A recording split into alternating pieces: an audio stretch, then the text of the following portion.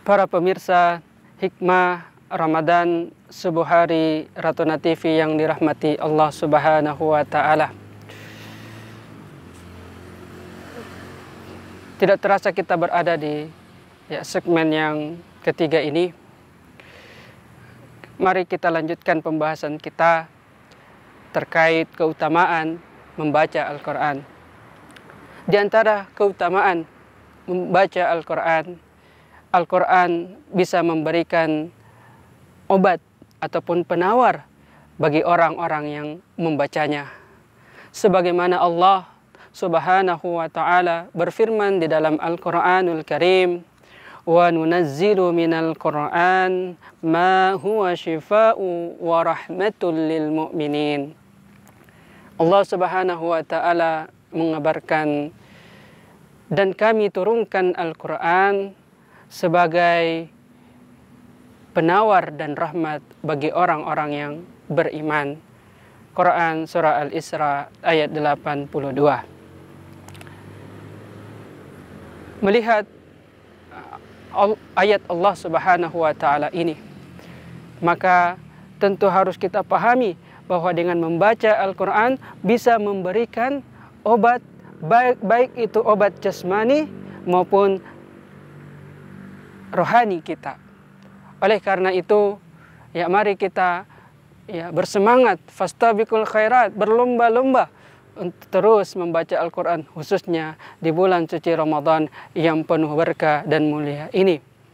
Dan mari kita mengajak diri kita, keluarga kita, saudara-saudara kita, kaum muslimin lainnya, untuk kita bersama-sama menghidupkan kembali Al-Quran di muka bumi Allah Subhanahu wa Ta'ala ini.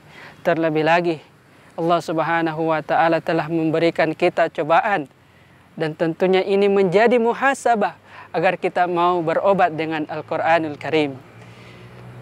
Oleh karena itu, mari kita yakin bahwasanya dengan ketika kita mengalami rasa sakit, apakah itu sakit demam, maka tidak ada salahnya. Bahkan Rasulullah mengajarkan untuk kita membaca ayat-ayat khusus di dalam Al-Quran, ayat-ayat ruqyah, ayat-ayat tentang pengobatan.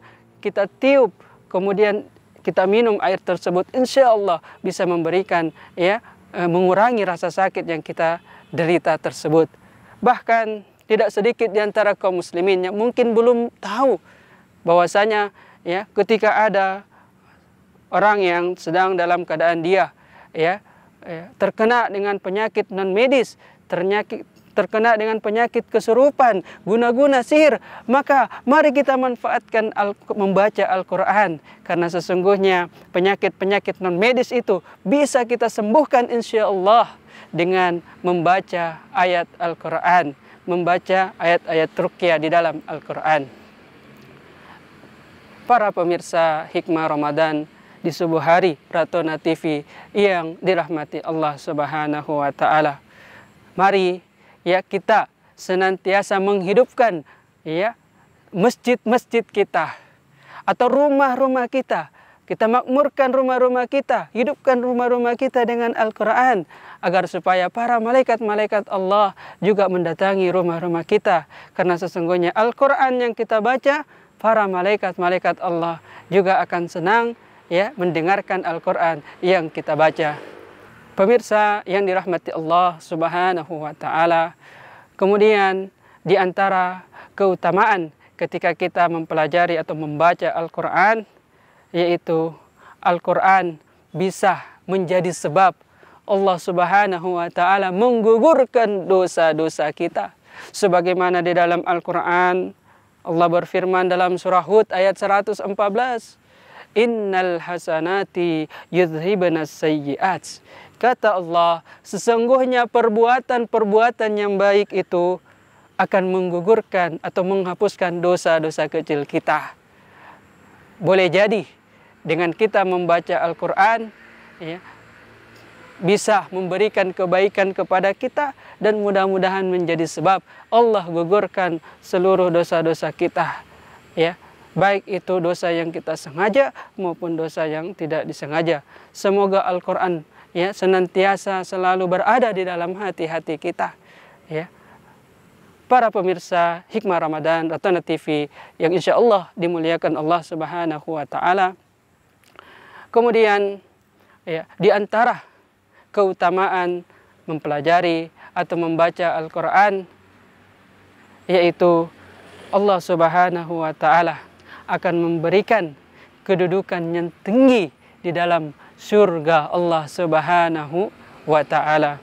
Sebagaimana Nabi mengabarkan, ya, kepada para pembaca Al-Quran, ya, bacalah Al-Quran, kata Nabi, ya, dan naiklah.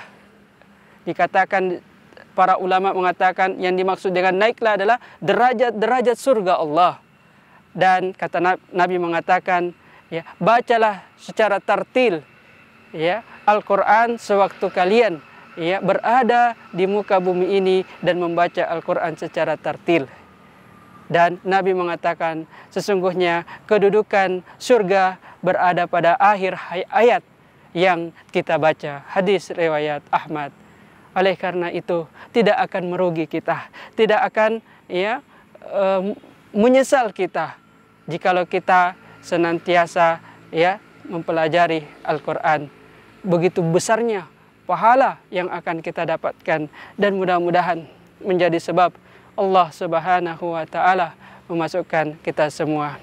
Sebagai penutup, mari jamaah sekalian, para pemirsa Hikmah Ramadan Ratona TV yang berbahagia, di bulan suci Ramadan ini, bulan Al-Quran, mari kita berlomba-lomba membaca Al-Quran, menghatamkan Al-Quran, dan mari kita raih keutamaannya. Semoga Allah Subhanahu wa Ta'ala senantiasa menerima seluruh bacaan Al-Quran yang telah kita baca, baik di bulan suci Ramadan ini maupun di luar bulan suci Ramadan. Dan semoga Allah Subhanahu wa Ta'ala memasukkan kita ke dalam surga Allah Subhanahu wa Ta'ala, insya Allah. Demikian apa yang kami sampaikan, semoga bermanfaat untuk kita semua, dan mudah-mudahan Allah Subhanahu wa Ta'ala mengampuni dosa-dosa kita. Akhir kata, jika ada hal-hal atau, ya, kata-kata kami yang kurang berkenan di hati kita semua, mohon dimaafkan yang sebesar-besarnya. Kami tutup dengan doa. Subhanakallahumma wa bihamdika asyhadu an la ilaha illa anta astaghfiruka wa atubu ilaik. Wassalamualaikum warahmatullahi wabarakatuh.